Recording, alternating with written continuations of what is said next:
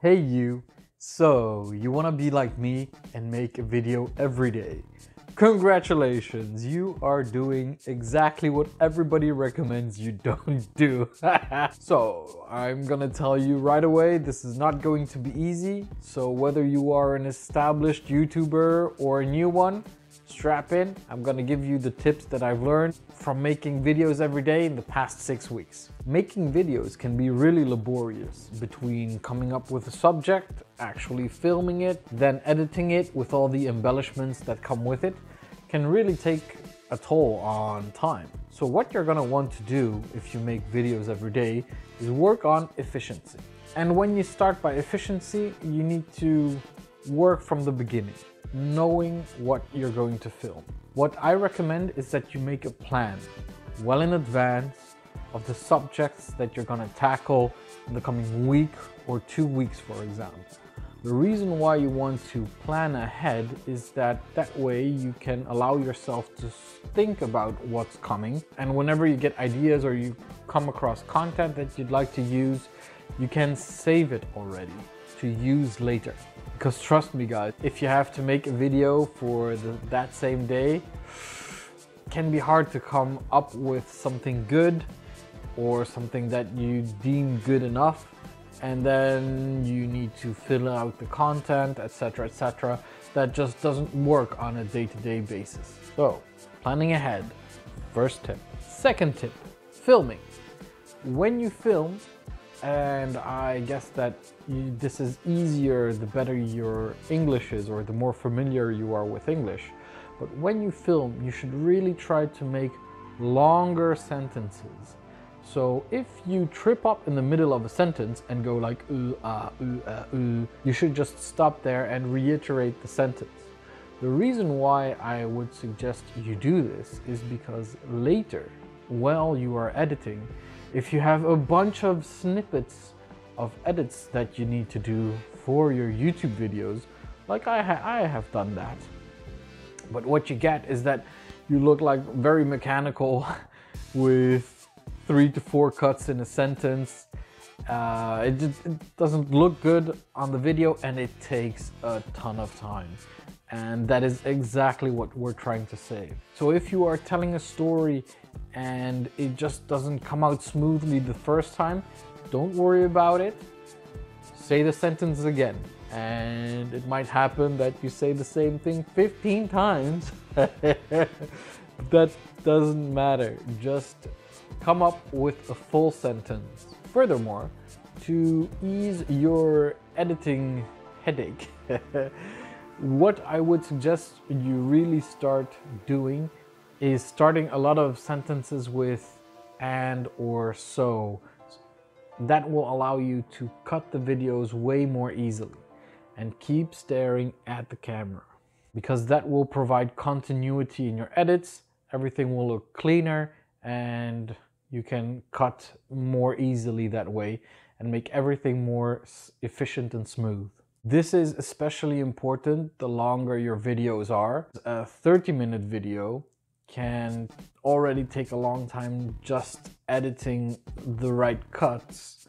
And if you have to add extra stuff to that, that becomes a real time sink. Now, when it comes to editing itself, I would recommend getting a program, one that's for free. There are plenty of channels that recommend free editing software, or whether you pay for it, it doesn't matter. But it had better be a good one so that you learn how to use it and you get more and more efficient at it, because you will lose a lot of time in the beginning just figuring out where the buttons are. So once you learn the program, you will be able to access the correct buttons easier, faster, and be more efficient in the whole thing. I made the mistake of starting with Windows Movie Editor, something like that, and now I have to learn a whole different program because, well, Windows Movie Editor is too limited to do all the things I want to do. So I'm going to have to invest time in a new program, which is fine from time to time, but I would suggest you start off with one of the good programs. I am going ahead and learn how to use Canva, and depending on how far in the future we are, I'm sure I'll make a video about it. So be on the lookout for that. Next, like I said, when you edit a video, there are multiple other things that you could look into. I'm just starting out and I'm going to include B-rolls very soon. However, I'm already incorporating music in my videos. And the way I do that is that I don't look for the exact correct music that fits the video I'm making, you know, the ambiance, etc., etc. Instead, what I do once or twice a week is that I go to the YouTube audio library so that I don't have any problems with copyright at all. I go there and I just scour through all the songs for half an hour or so. And every song that I simply like, I download it. I make sure that I have the name and the artist and all that jazz. And I just leave it there, so that when I'm actually looking for music for a video of mine, I only look through that short list of songs that I already like, and that makes that whole process way faster. Same goes for B-rolls.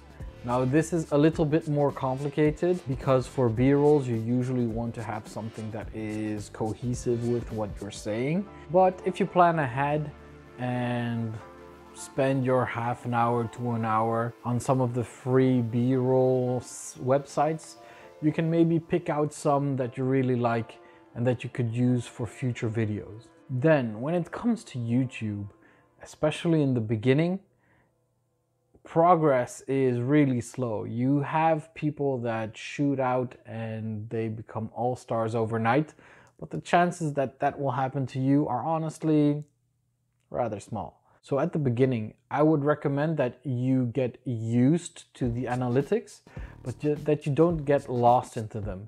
I have had several days where I spent hours just looking over the stats. Ooh, one other person has watched one of my videos. Whoop-de-doo. It can be fun and exhilarating to get that extra like or an extra subscriber. I got one today. I have 17 now. Whoop whoop. But honestly, it's not really relevant or meaningful to do so in the beginning. What is meaningful and what is important to do is to look at your content critically and to try to make a better video or improve something every video. So there are a million things that have to do with YouTube, and it's very likely that the public won't even see something that you're doing, or they'll hardly be able to notice. But it is important that in every video you progress at least one thing. Now, if you make one video a week, you can afford to just take your time learning something and then experiment with it and whatnot. But if you make a video a day, there are a lot of time constraints. So you don't have the time to just figure out something for weeks and weeks and have it be efficient immediately. So what I recommend is that you make something that you think makes your videos better, something small, but every time you do something small. And in the end, you'll have the prettiest and best videos on YouTube. But it's gonna take a while. Now, there is no other real secret to success than to keep trying and to be consistent. However, that consistency in a life is hard to maintain. So one of the things I would recommend is that you don't always make a 8-10 half-hour video. Sometimes you can make a shorter one. And when you do, and you spend less time working on one video, start with the next one or the one after, and try to get a library of videos going that you just schedule to be posted in the future, so that if you want or need to take a day off, or you've just had it, or you don't feel as well, you can do so without breaking the cycle. And hey, if you break the cycle, who cares? You can try to do like me today. I'm going to have to post 3 videos.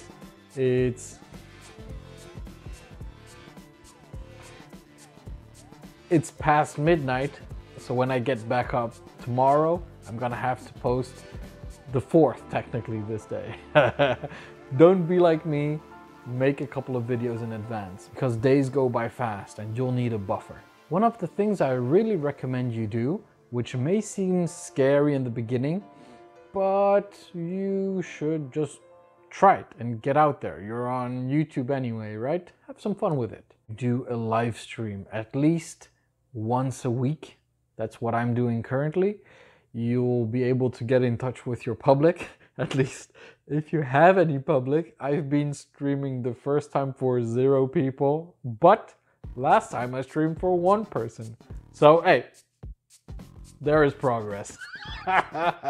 No, but seriously, by doing so, you will allow yourself some reprieve, because when you stream, that whole process takes relatively less time. You just have to figure out a topic and some ideas, and you just plunk your butt in front of the camera and you start talking. And when you're done, you end the stream and you're done. You don't have to edit, find music, and do all that stuff. So instead of a video taking anywhere from 3 to 5 hours maybe, this way it'll take 1 hour, maybe tops, depending on how long you stream, maybe 2, and it's way more manageable. So these are my tips for now, guys. I'm sure I'll come up with new tips later and I'll be sure to let you know what they are. If you like this video, you'll be excited about the content that is to come. So make sure to like, subscribe, and click the notification bell so that you'll be notified whenever I post something new. I post YouTube tips and tips about life and ideas in general. So join me, we're gonna have a ton of fun. Check around the channel for some of the videos I've already done. Thank you so much for watching, and I'll see you in the future. Bye.